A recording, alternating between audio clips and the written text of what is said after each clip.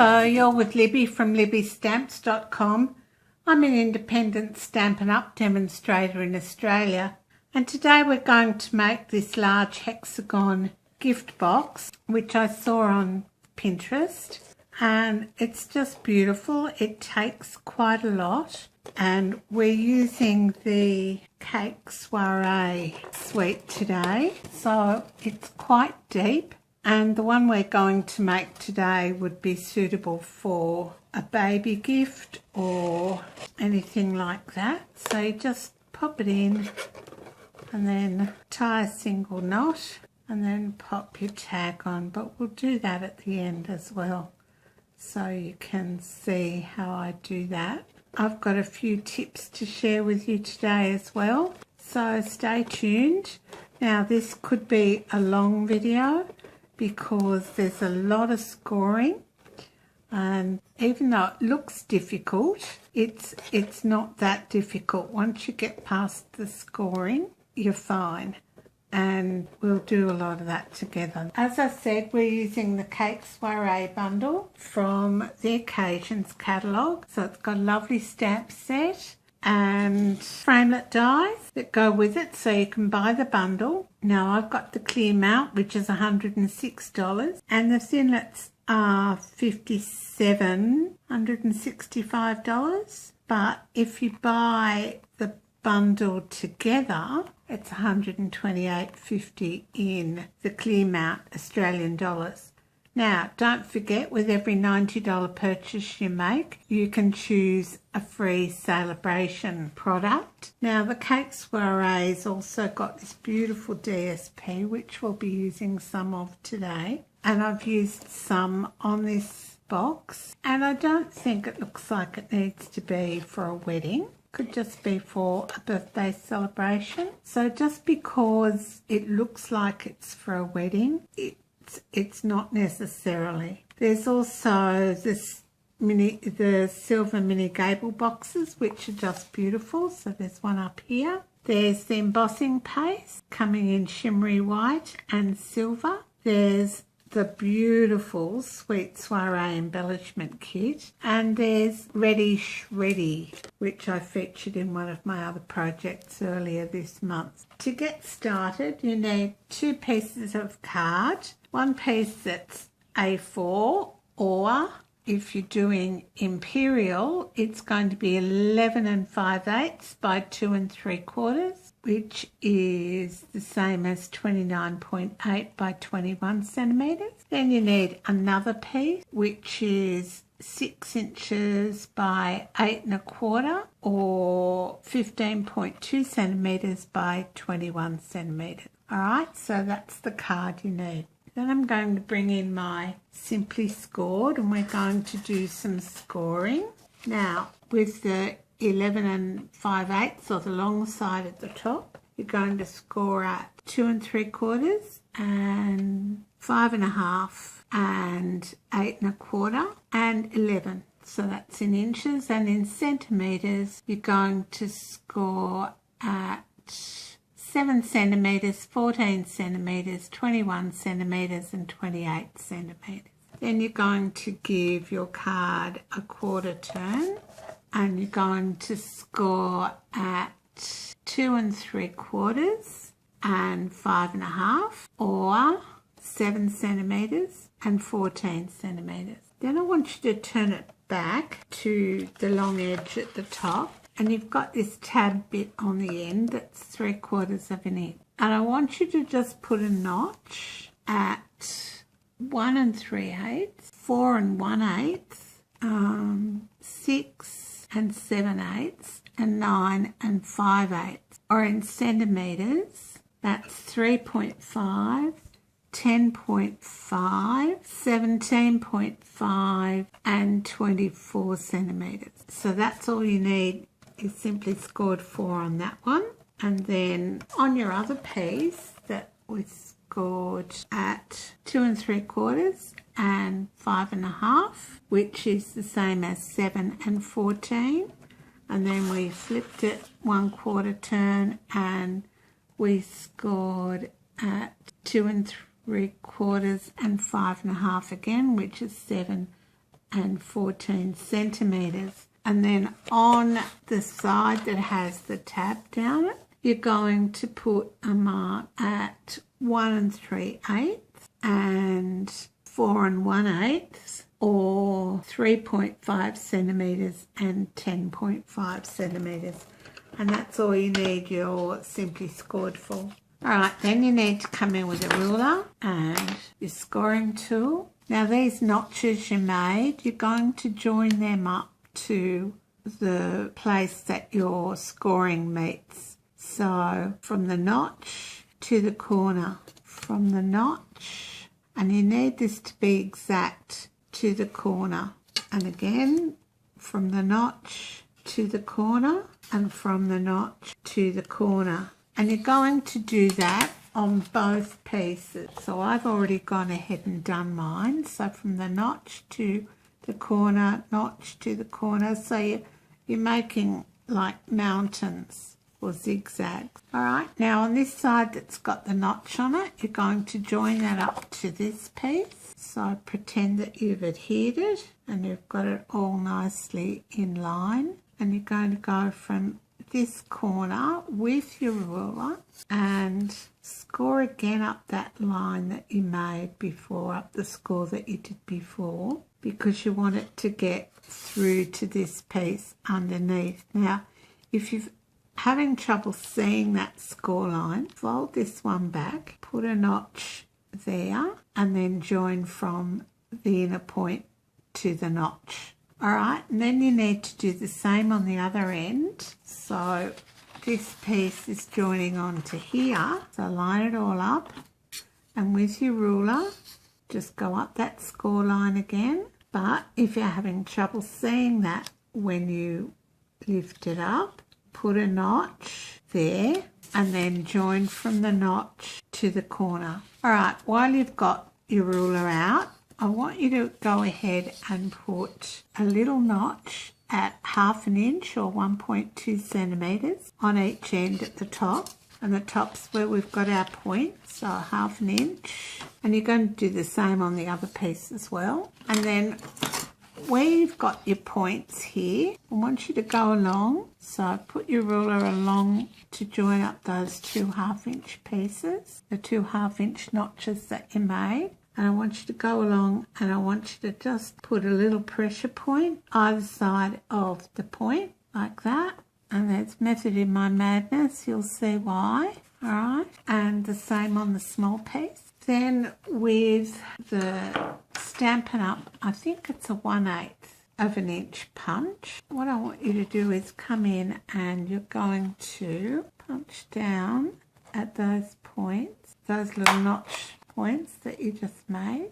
Now the reason I've done this is so that all your holes are going to be in a line when you come to doing your box, putting your box. So putting the ribbon or baker's twine, which is what we're using today, through your box. They're all in a line and you don't have to worry about doing them later. It's quite easy to do it now rather than wait till you've got your box together and they're all done. Alright, so you should have 2 pieces that will join up like that. Alright, now I'm going to go ahead with my bone folder and burnish all my score lines. So I'll be back shortly when I've done all that.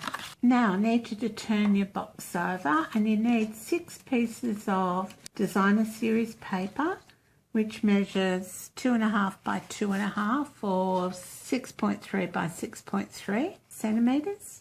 Alright, and this is from the Cake Soirée bundle, and we're just going to put some liquid glue on the back of each piece and adhere that to these squares here and these squares here. So I'll be back in a minute when I've done that. Alright, so that's all our DSP adhered. Now we need to go and do some cutting.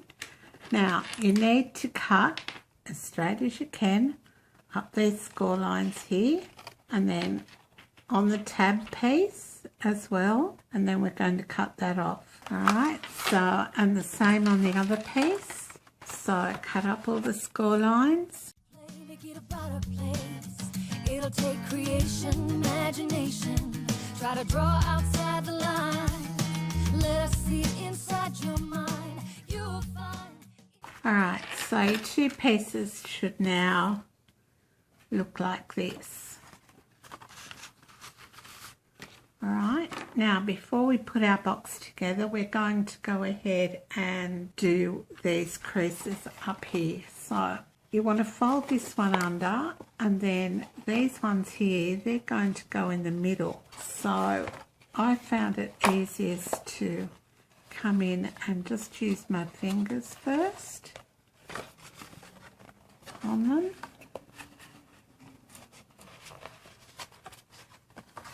So you want it to look like that, and the same on the other side. So you keep going along like that until you have them all folded, and then you come in with your scoring tool and burnish those folds. So I'll be back in a minute when I've done that. Alright, so all my bits are burnished, and when you have these burnished in like that, they should meet perfectly. Alright, see this bit here that you had, and you scored the little piece under here? So you're going to just use your fingers to bend that over, and the same on the other side. So use your fingers just to bend that in like that.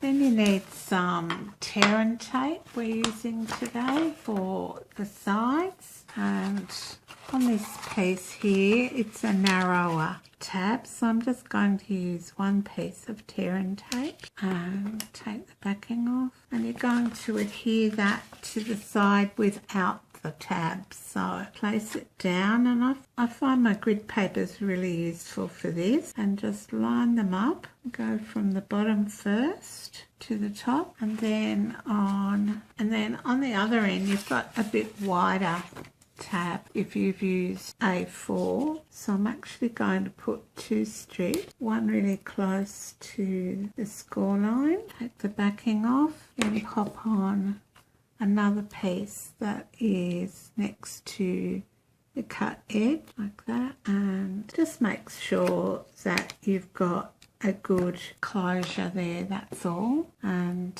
tear and tape's good for this project because it's sort of quick for the edges and it's strong as well, and your box won't fall apart like it sometimes does if you use the cheap tapes. Now you can fold this in half and fold this under.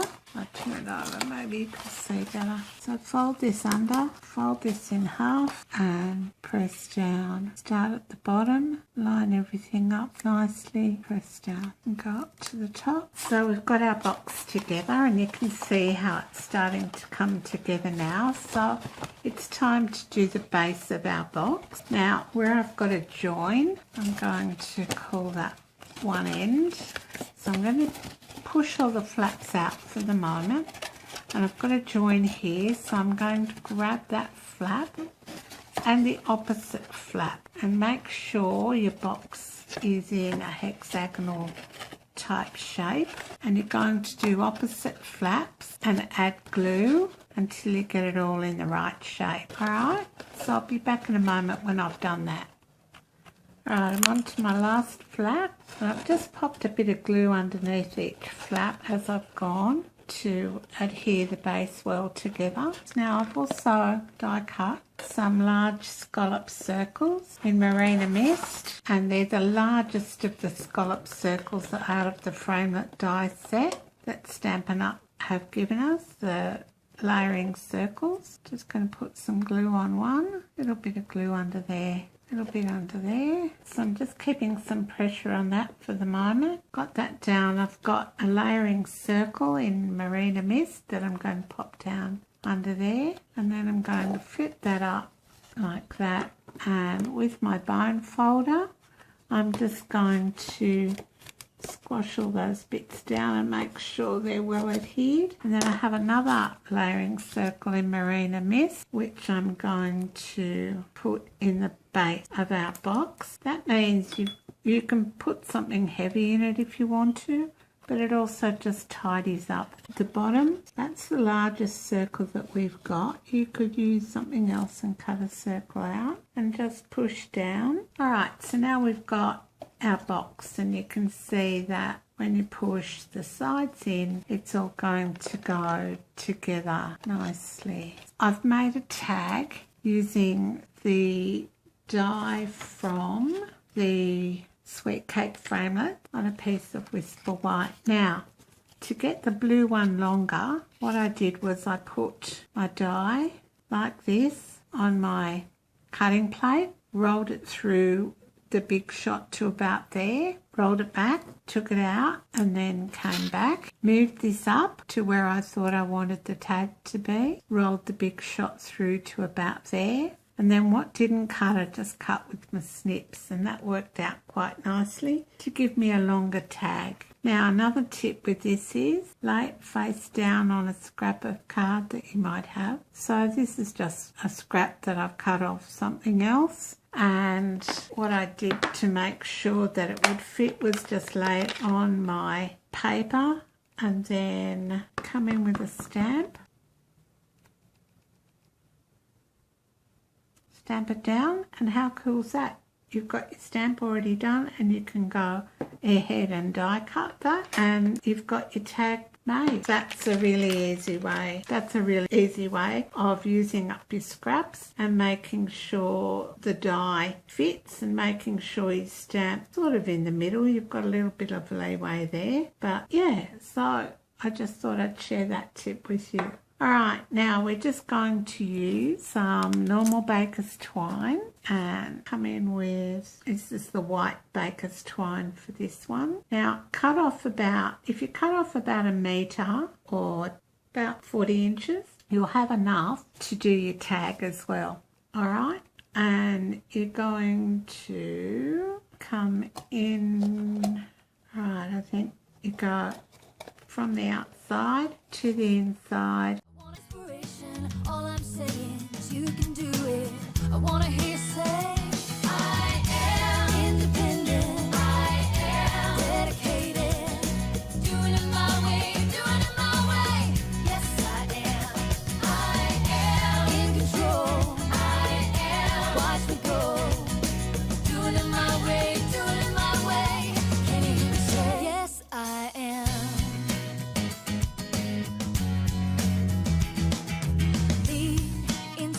Destiny require every dream to believe. Take the chance, lead the dance, and run with what is in your heart.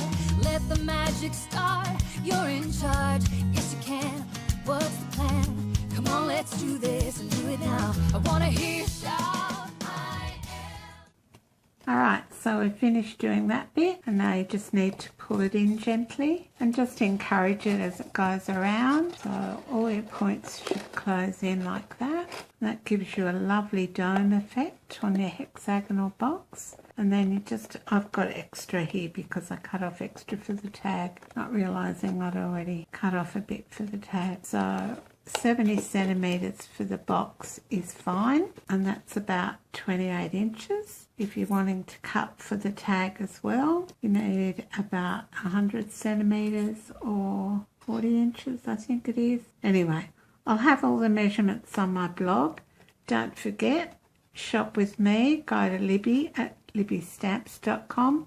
Click on the shop button. Every order gets a thank you card and a little gift from me. And during celebration, don't forget, every order of $90 or more, and that can come from the occasions catalogue, the annual catalogue, or the clearance line, or a combination of all of them, just as long as your order comes to $90. And then you get a free celebration set as well as the thank you from me. And yeah, it's great. Now, if you think you'd like to do what I do, join my team, Crafty Owls. We have a great little team. Got 5 people coming to on stage in April. Now, I'm leaving that long so that when the recipient opens it, the baker's twine doesn't come out. Yeah, so I've got 5 people coming to on stage in April. So we're making a team table, which will be really good. So there are our 2 boxes, and I'll put on a close-up photos on my blog page, and I'll put all the instructions as well. So if you like this video, give it a thumbs up, and better still, subscribe to my video channel. Alright, that's it for today. Thanks for stopping by. Bye for now.